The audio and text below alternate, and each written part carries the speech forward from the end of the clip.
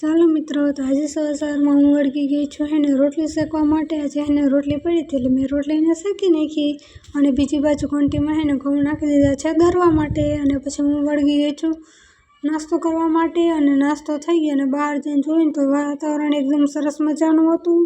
અને પછી અમારી વાડીએ મેથી હતી ને તો જો પરસ મેથીની ભારી લઈ આવ્યા હતા. અને ક્યારેક તડકો અને ક્યારેક છાંયો ને એવું વાતાવરણ થતું હતું. અને જો આ કમોસમી વરસાદને કારણે અમારા ફળિયામાં ઘઉં પડ્યા હતા એટલે એને ઘઉંને અમે ઢાંકી દીધા છે. અને હજી ઘઉં દેવાણા નહોતા.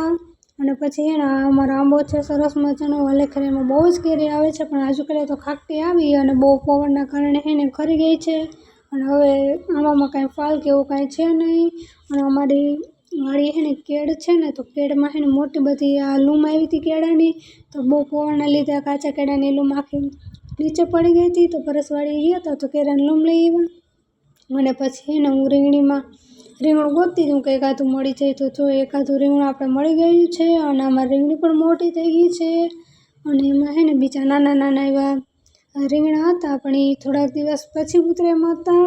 અને પછી છઠ હતી એટલે મારે રાંધવાનું હતું સાતમ પાડીને તો એટલે પછી હું મસાલાવાળી પૂરી બનાવવા માટે વળગી ગઈ છું.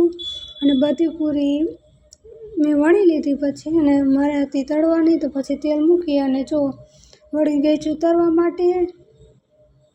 અને તમને જો આ વિડીયો પસંદ આવે તો લાઈક, શેર અને સબસ્ક્રાઈબ કરવાનું ભૂલતા નહીં. અને જો મારી પૂરી તળાઈ ગઈ એટલે પછી મારી પૂરી કંઈક આવી સરસ મજાની દેખાતી હતી. Bye bye.